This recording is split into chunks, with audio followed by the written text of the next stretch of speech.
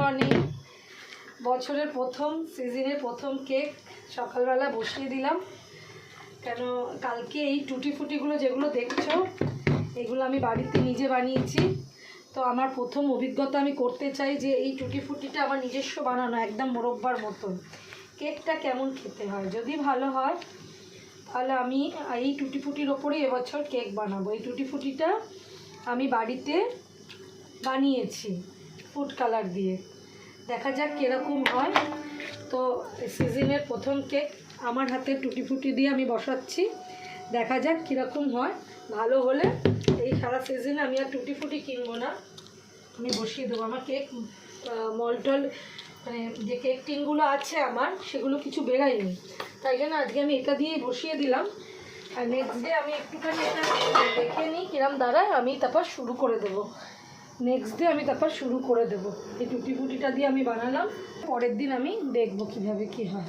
ঠিক আছে, চলো বন্ধুরা কেকটা নেওয়ার পর তোমাদের দেখাবো।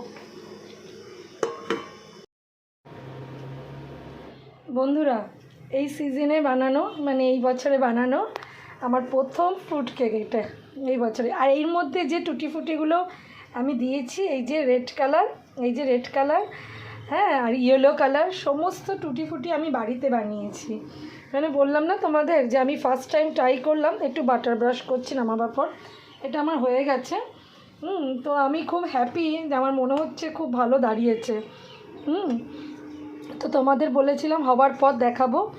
একটু বাটার ব্রাশ করে দিলে না ওপরটা মানে খোলার সময় খুব সুবিধা হবে।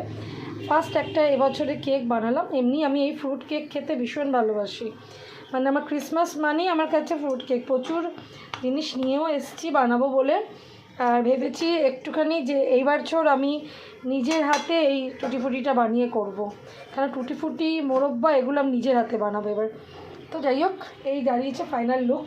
কেকটা বেশ বড়ই হয়েছে, তোমাদের সাথে শেয়ার করে নিলাম। দেখো।